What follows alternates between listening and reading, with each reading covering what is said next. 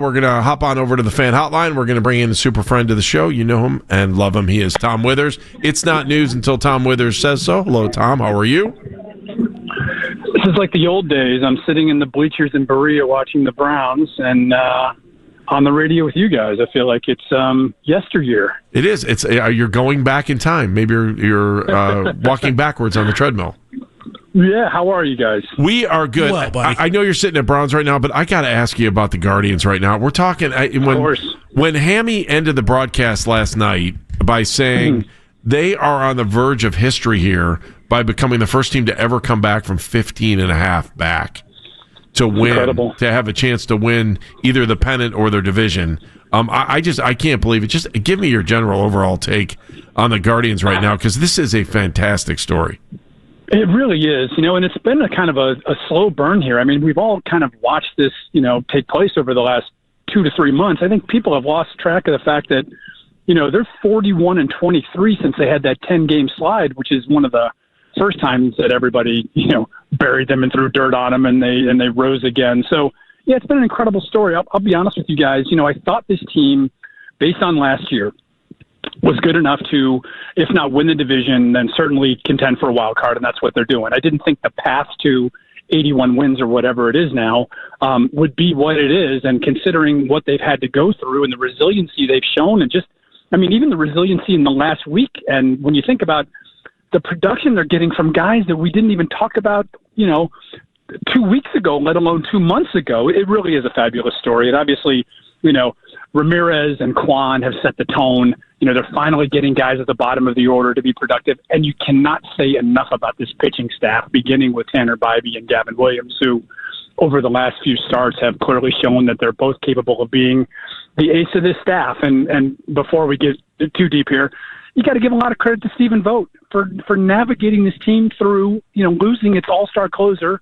Oh, by the way, arguably one of the best closer in baseball, and one of their starting pitchers. And for them to still be in the thick of it and then some with a week to go in the season it's borderline miraculous.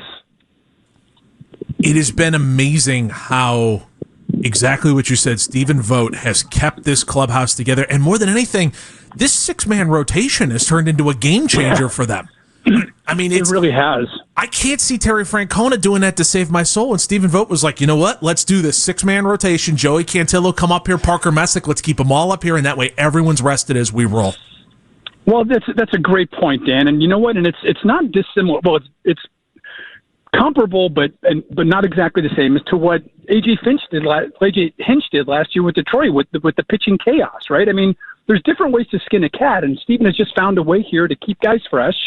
He's been able to get 5 and 6 innings out of most of his starters, and his bullpen has been incredible. I mean, when you think about the fact that they're leaning on Matt Festa and Jacob Junis, and Allard comes out of the bullpen last night after not pitching in 2 weeks and gets 3 of the biggest outs of the season. Never mind, Tim Herron coming back after an awful performance last week and striking out the side the other night. So, yeah, Vogt, obviously with the help of Carl Willis, who is as good as there is in baseball, have done a magnificent job of keeping this pitching staff fresh. Guys have stepped up, which they needed to have happen once Clase went down. Cade Smith has had, some rough moments, but he's been really good over the last 2 or 3 weeks. And, you mix in your Hunter Gattises and what have you here and there. But I'll go back to what I said earlier. To me, the way Bybee has stepped up here over his last 3 starts, and, it's funny that it basically happened right after that little blow up in the dugout, which, again, Stephen Vogt handled very well, right? I mean, he told him, hey, not now, not here. I mean, you can be as frustrated as you want, but you don't do it here in front of your teammates, et cetera. And since then, it feels like Tanner Bybee has really kind of turned the page on that. And for him to go out yesterday and go pitch for pitch with Scoble for 6 innings was super impressive. I can't say enough about the kid. Tom, I know it's just kind of looking into a crystal ball. I don't know if I look at it and I try to figure it out. What path do you think is easier? The wild card where you're 1.5 back, or just trying to win the? Yeah, I know it's just win, but don't tell me you're not looking at the standings going, I wonder if there's a way to figure this out. No, I'll be honest with you, Andy, I haven't, because and I think that's and I'll be honest with you, I think that's the what they've adopted and really embraced in that clubhouse is that, hey, let's just go out today and win today, and the standings are going to shake out how they shake out. I mean, and the other thing that's crazy, guys, and I'm sure you've talked about this, is that the American League is wide open. I mean, when you think about who you consider to be the power teams in the American League, they've all had their struggles this year. I mean, the Tigers have come back to the pack, and they clearly play like a different team when they're playing the Guardians. You know, the Yankees have been up and down. The Red Sox are skidding right now. You know, it seems like the first place in the AL West changes on an almost daily basis. So it is completely wide open. This team has played essentially playoff baseball since the beginning of September. They're 13-4. They're playing their best ball right now, which is what you want to do as a team. And listen, I also think the front office deserves a lot of credit. Now, listen, we can criticize them for not doing more in the offseason, and I think that's legitimate. But they believed in this group. They believed in the chemistry. They believed in Vogt. They believed in what they had last year in a 92-70 team that got within a couple of wins of the World Series, and they stuck with it, and it's paid off. And so I think, tip of the cap to them as well. Tom Withers joining us, Associated Press Emeritus. You can now read him at brownzone.com as well. And, of course, hear him on 92 The Fan sporadically. Yeah, there you go. I get you covered, man. We got to get all the plugs in. That's how this goes. The crazy thing, too, Tom, and crazy is the wrong word, but probably the best thing that's also come out of this season has been Kyle Manzardo. How impressed are you with how he's been able to take a step forward?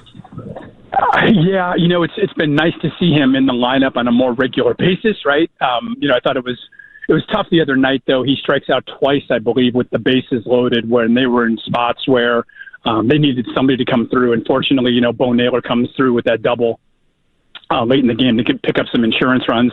But Manzardo's been great. I mean, he's been, he's not hitting to the average that I think he's capable of, but, he gives them that pop. He gives them that pop in the lineup that's been sorely missed. I think another thing, in addition to Manzardo, they get a big home run out of Big Christmas yesterday, who's basically done damn near nothing all year, but he comes up in a huge spot. And then I think the way David Fry has kind of been able to kind of find a little bit of a groove, I think people have underestimated the fact that he had, coming off the elbow surgery, no spring training, intermittent at bats at best. But again, I'll go back to Stephen Vogt and his belief in his guys and his trust in his guys and his, sticking with guys when they're going bad, sticking with Rocchio when he's going bad, sticking with Arias when, he looks like he's going to strike out every other at bat. So in addition to Manzardo, I just think the contributions from all those role players has just been instrumental in them doing what they're doing right now. All right, Tom, last question on baseball. Are they, you think they make it or they don't? What do you think? I think they make it. I think they sneak in. It feels like that's the story that's supposed to happen. I think they're going to sneak in as the last wild card. It's been interesting. My son and I have been talking about this over the last couple of weeks. As you get deeper into this year, teams have kind of eliminated themselves, right? They basically took the Royals out last week, right? And I think this weekend there could be a situation where maybe another one of the wild card teams drops down. It's going to be fascinating to scoreboard watch over the next few days, guys. And, this is a huge, I mean, every game is huge, but, 4 games in Minnesota, the doubleheader tomorrow is really interesting. I think they're going to find a way, Andy. It just feels like that's what's supposed to happen with this team, that, given all that they've been up against, that they're going to overcome it. And I've always said, and obviously the Cavs took care of the drought, right? But I always felt that the team that was going to end the World Series drought for the Guardians was going to come out of nowhere. It wasn't going to be the predicted team that went, that won 95 games and bludgeoned people. It's going to be the team that figures out a way to play its best ball when it matters most. And that's what this team is doing right now. Huh. All right, my golden rule is I don't start scoreboard watching until after the Guardians game ends. That's been the rule my last 2 weeks. That's I'll keep doing that too. All right, let's talk Browns here for a minute. Sanity. All right, you're sitting at Browns right now. How's everybody look? Is anybody actually standing in front of you, or are you watching grass grow?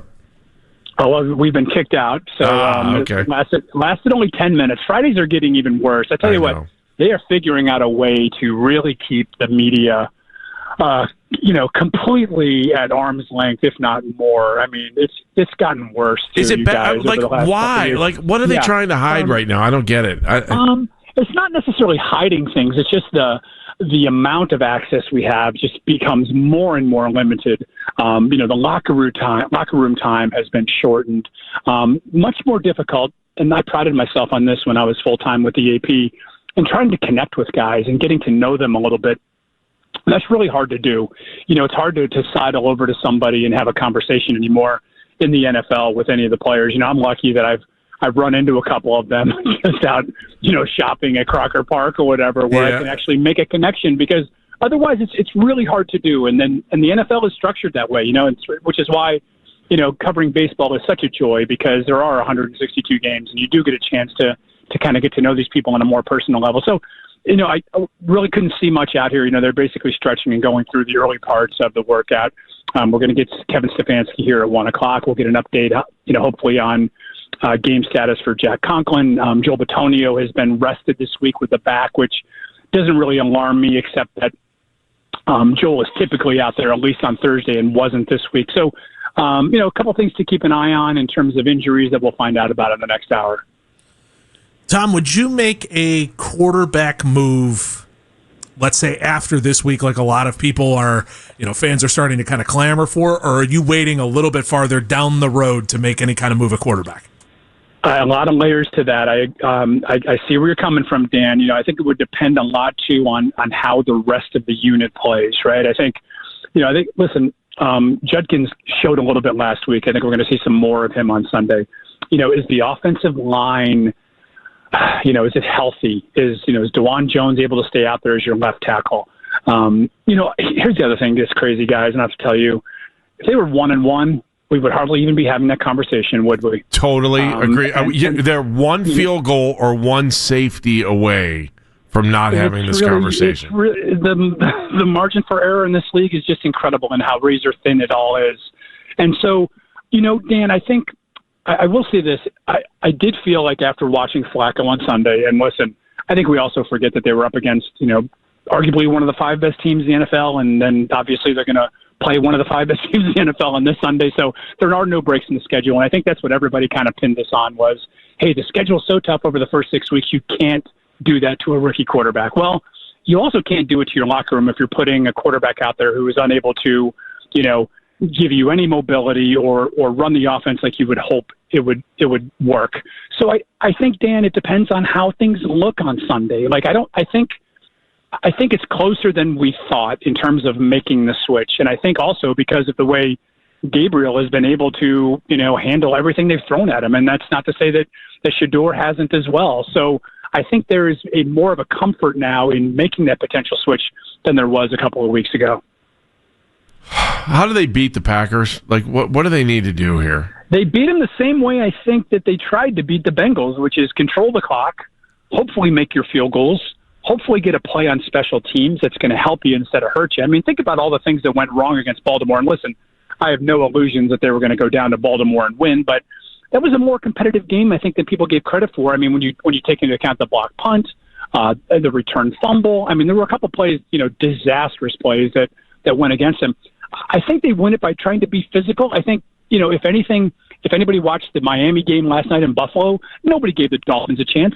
The Dolphins were in that game until the final whistle last night. I mean, they really, they executed, they ran the ball. I think if the Browns can come out, run the ball a little bit, get Flacco in positive situations instead of, 3rd and 12 and 2nd and 9, they can hang around. And then, listen, the NFL is the one league where something shocks you every week. So I'm not saying the Browns are going to go out necessarily and win on Sunday, but I think they can play with them. I don't see any reason why they can't, especially given the way this defense has played over the first couple of weeks. Every year, Tom, there is a game that you're supposed to lose that you win, and there's a game that you're supposed to win that you lose.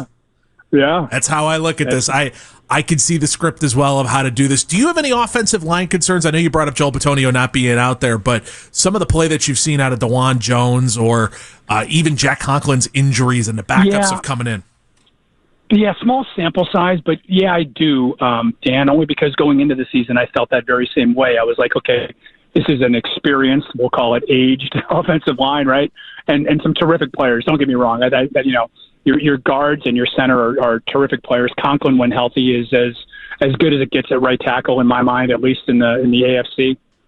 And Jones is a project, and he's continuing to be a project. I've been worried about their depth there, and I really feel like they haven't done a great job in the last couple of years of filling in the gaps below them. I know they took Zach Zinter last year. He hasn't had a lot of playing time, so it's really hard to make an assessment on him. But, yeah, I am concerned about the offensive line, especially when you have a 40-year-old quarterback who's got limited mobility behind it. And so, it is a concern, and it will be going forward until they fix it.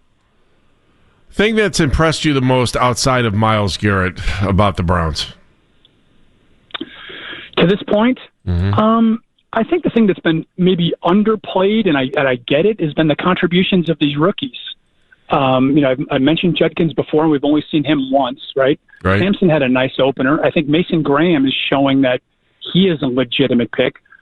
Can't say enough about Carson Schlesinger and being thrown into the middle linebacking role as a rookie, and having to contribute and showing no signs of being a rookie to this point, right? I mean, I think he's played really well. So I think this draft class has impressed me to this point. And I think the play, obviously, along with Myles Garrett, and obviously he ties into this, the defensive line is really good, Andy. The defensive line has a chance to keep them in ball games. You just got to worry about, obviously health and obviously just, wearing down in games depending on who you're playing and how long they possess the ball, things like that. So those have been the things that have stood out to me so far. There hasn't been a lot. I mean, again, one-on-one we're having a different conversation, and I thought there were so many positives in that week one loss that got swept under the rug only because they lost the game. So I still think there's some things to hold on to. I know people there's no illusions that this team is going to the playoffs by any means, but I think there's a chance for them to be competitive and then some going forward. Tom Withers, as always, it's not news until Tom Withers says so. Thank you so much, my friend. How are you? And everything is good, I should say. It's good to talk to you, and I always appreciate it. Thanks, man. Love talking to you guys. Take care. Have a good one. Brother. Talk soon. Take care. We'll see you. Thanks.